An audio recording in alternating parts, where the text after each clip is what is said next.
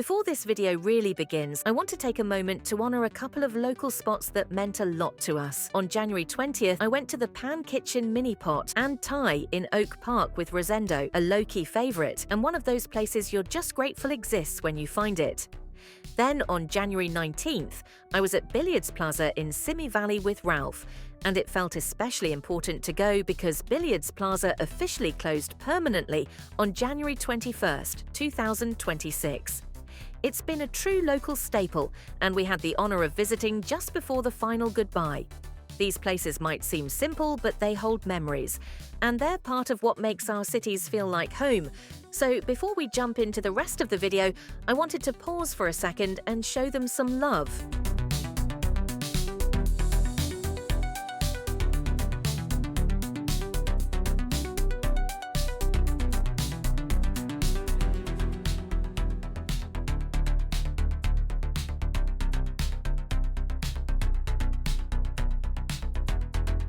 This video gets a little more spontaneous. Over the weekend, I ended up checking out two very different car meets, each with its own vibe, crowd, and style, but both equally fun in their own way. There wasn't a strict plan going into it, just showing up, walking around, and enjoying the moment. From early mornings to casual conversations, it turned into one of those experiences that reminds me why I love documenting car culture in the first place. So, with that said, let's get into it.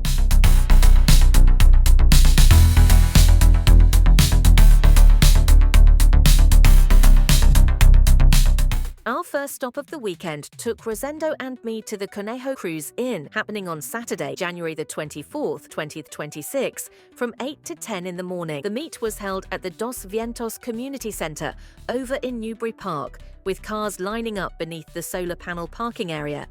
This is one of those welcoming, laid-back meets where everything's invited. Cars, trucks, motorcycles, no registration, no pressure, just people showing up to share what they love. It was a solid way to kick off the day, grab some fresh air, and start the weekend surrounded by a mix of classics, customs, and daily drivers.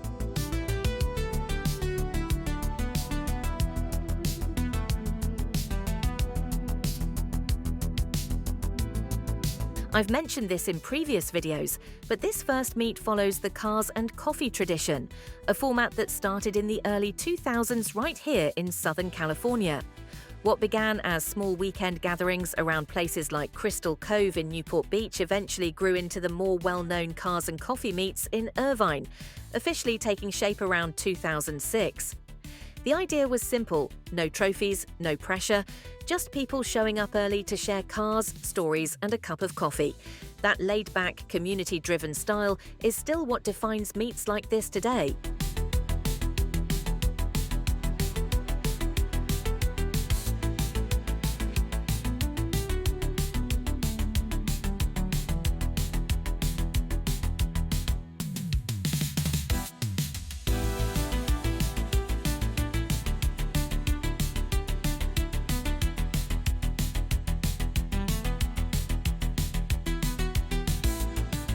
With a quick transition from the cruise in Newbury Park, we met up with our friend Emily and made the drive down to Chula Vista near San Diego.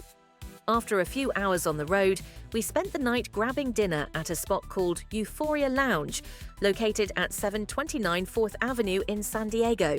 It was a great way to wind down after the drive, and honestly, a place we'd highly recommend if you're ever in the area.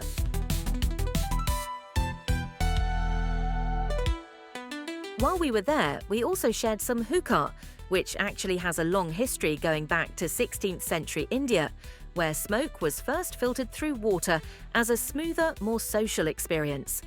It later spread through Persia and the Ottoman Empire, becoming part of coffeehouse culture and long conversations, not something rushed. Sitting there after a long drive, it really felt true to that original intention, slowing down, talking, and enjoying the moment. And of course, especially here in 2026, it's important to do things like this responsibly and respectfully, staying aware of current regulations, age requirements, and local laws that exist to keep people informed and safe.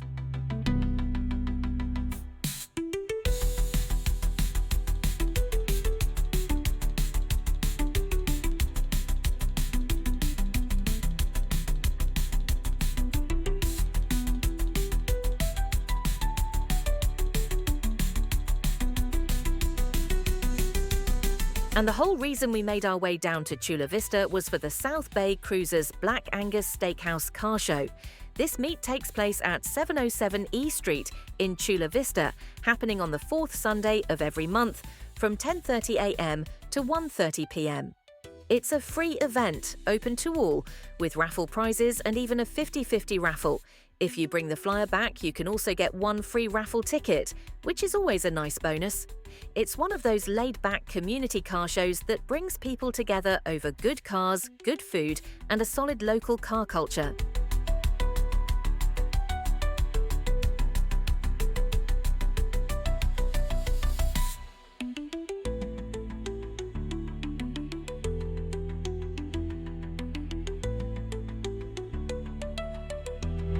Classic car tail lights tell a lot of the story of automotive design over time. In the 1910s through the 1930s, tail lights were purely functional, small, round or square red lamps designed just to be seen.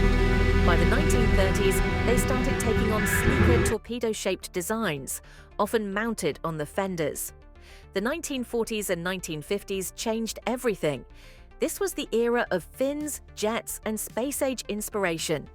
Taillights became bold styling statements, with Cadillac leading the charge using tall, rocket-inspired lights integrated into massive rear fins, a look that defined the era.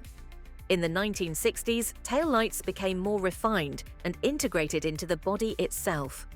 Horizontal cat-eye designs and stacked vertical lamps became popular, and some cars even introduced features like sequential turn signals, adding motion to the design.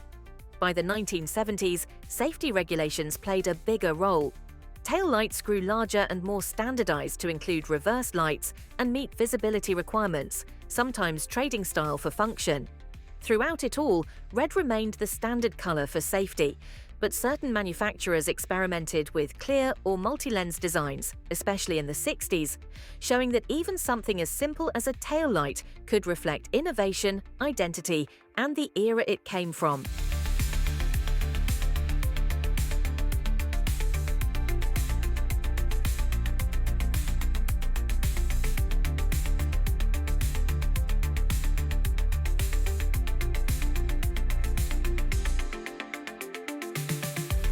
San Diego has been a cornerstone of Southern California car culture for more than 70 years. Its roots stretch back to the 1940s, when hot rodding began to take shape, and clubs like the Prowlers, formed in 1947, helped define early organized car culture in the region. At the same time, lowrider culture was emerging in neighborhoods like Logan Heights and National City during the 1950s, centered around cruising, creativity, and community, values that still shape the scene today. By the 1960s, San Diego became an automotive hub with the creation of the National City Mile of Cars in 1965, one of the longest-running auto dealer districts in the country. The scene continued to grow through the 1970s and 1980s, with the formation of the San Diego Lowrider Council in 1979, followed by the San Diego Association of Car Clubs in 1985, helping unite and represent the city's diverse automotive communities. In 1988, the opening of the San Diego Automotive Museum in Balboa Park cemented the city's place in automotive history, honoring not just the vehicles, but the clubs, cultures, and people who built San Diego's car legacy.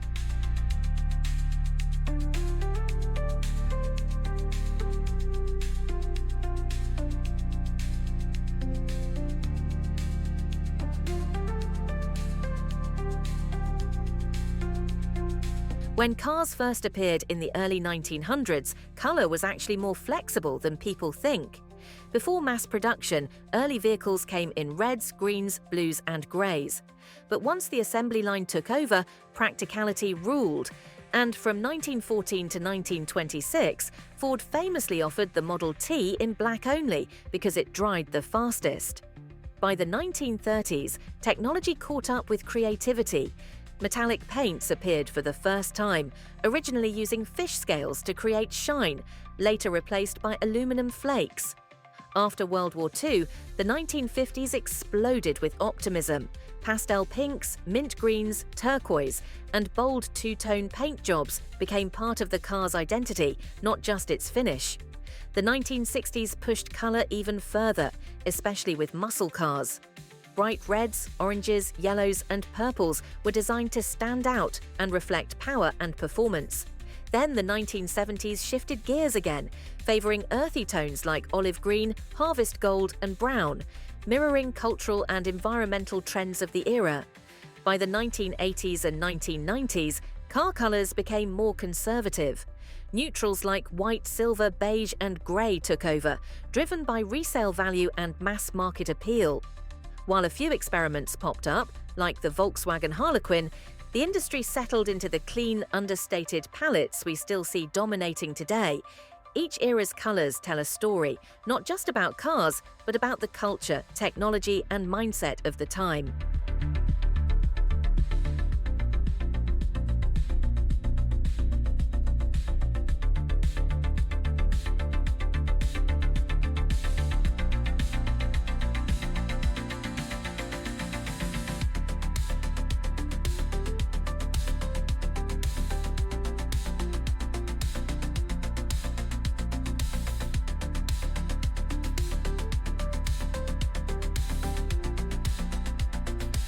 There's something about San Diego that just slows everything down in the best way.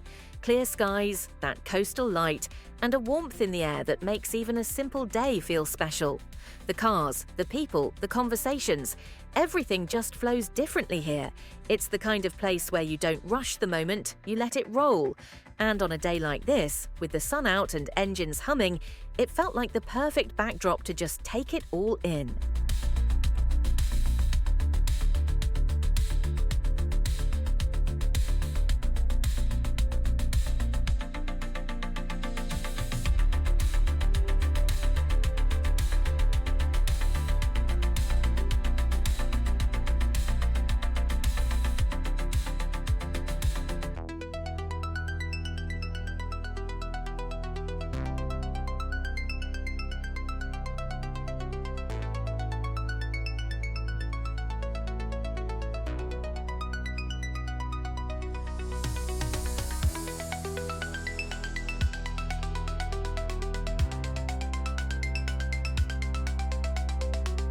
While we were here, I also wanted to take a quick moment to support something special.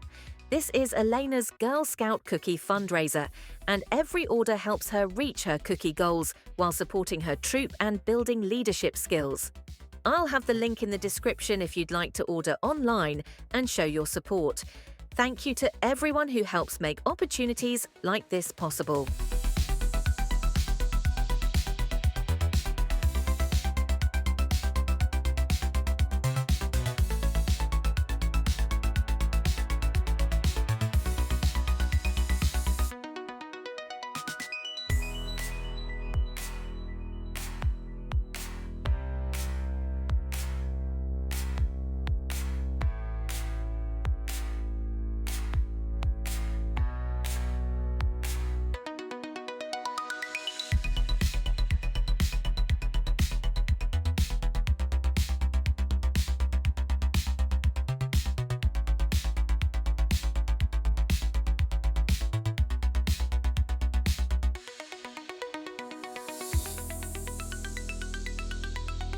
As we wrapped up the car meet and continued through the city, San Diego kept revealing layers of its story. Just a few minutes down the road, the scene shifts from polished chrome and modern horsepower to something far larger and deeply rooted in history. Sitting along the harbor is the USS Midway, the longest-serving aircraft carrier of the 20th century. A ship that witnessed decades of global change, from the Cold War to Vietnam and all the way through Desert Storm. When it was commissioned in 1945, it was the largest ship in the world, and it went on to become a symbol of American naval innovation and presence. Today, the Midway lives on as a floating museum, not just preserved, but alive with stories. Walking past it, you're reminded that San Diego isn't only about the cars or the coastline. It's a place where history, technology, and culture all meet in the same frame.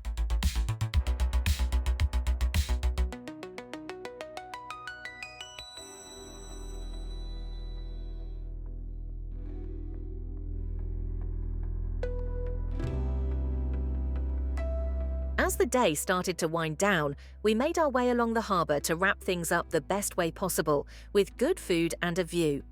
Right by the water, we stopped at the fish market, located at Tuna Wharf on North Harbour Drive. With the bay in front of us and the city slowing down around us, it felt like the perfect place to sit, reflect, and take in everything the day had given us, from car culture and history to the simple joy of being in San Diego. Sometimes it's not about rushing to the next spot, it's about letting the day settle, sharing a meal, and appreciating where you are in the moment. And with that, this San Diego chapter comes to a close.